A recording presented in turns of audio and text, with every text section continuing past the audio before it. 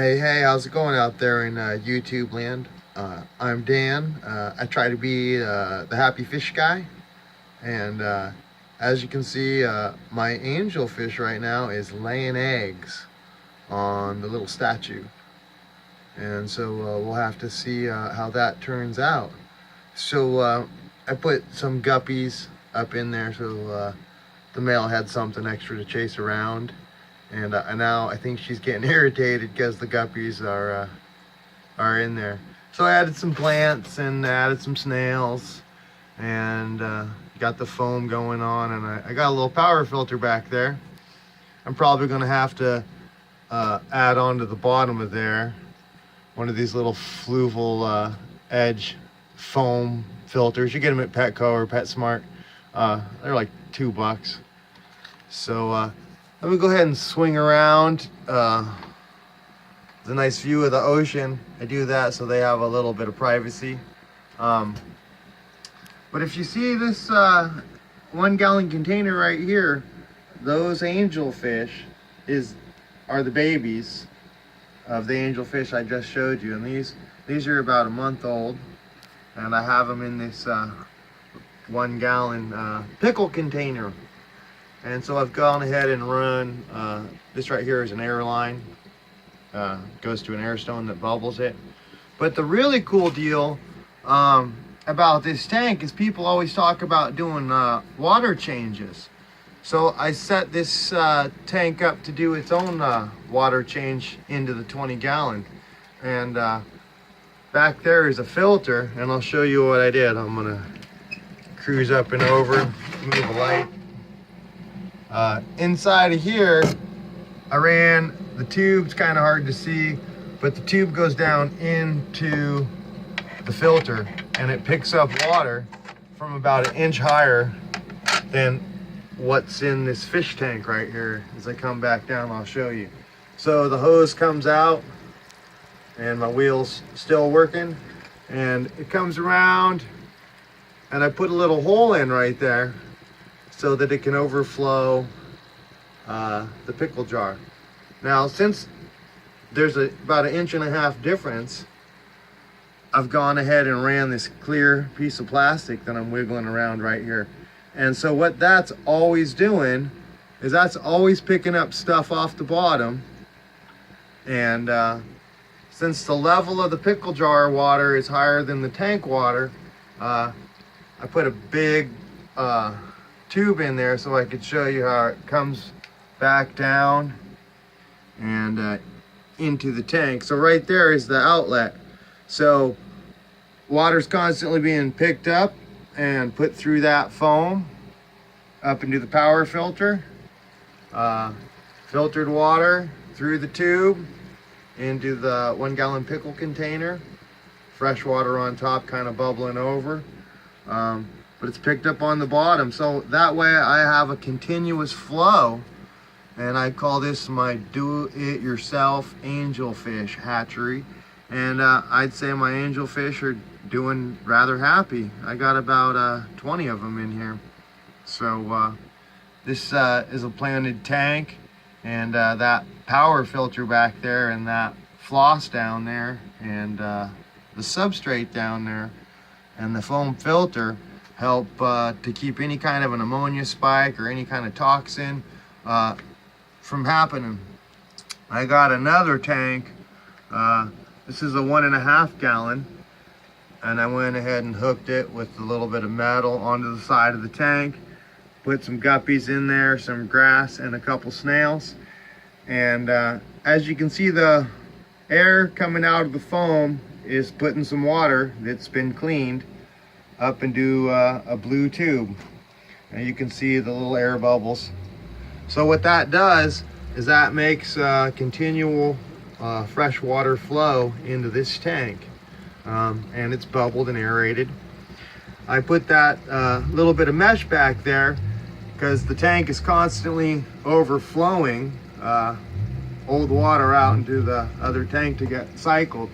So let me pan down a little bit, and you can see there's a little bit of a difference. That's how much water's being pumped up into this container. So as I pan out, you could see some beautiful firetail guppies. I got another video about that. So yeah, go ahead and check out some of my other videos. If you got some comments, let me know. Yeah, but go ahead and subscribe, and we can talk more about those angelfish. If you got some videos you want me to check out that you've done that'll make my life easier, please let me know. As I said, I'm Dan. I'm the happy fish guy, and I'm just trying to figure out how to make my fish happy. Let me pan around and I'll show you some other fish. As you can see, I got my brine shrimp bubbling.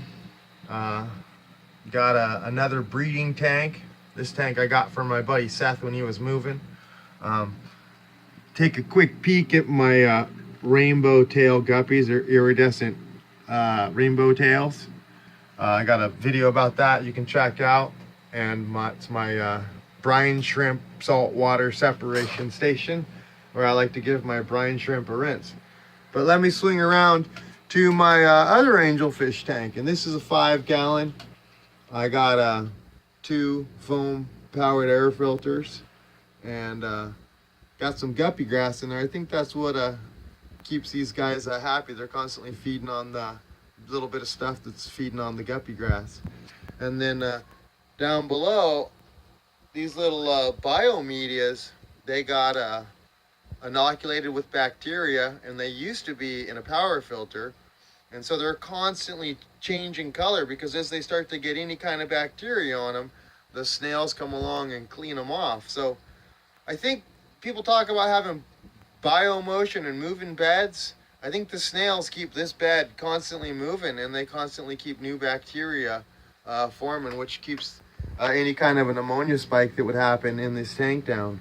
So what we're looking at here are pearl scale and a red shoulder angelfish cross, and I think they're doing quite nicely. So let me swing back around. Once again, my guppy grow out tank,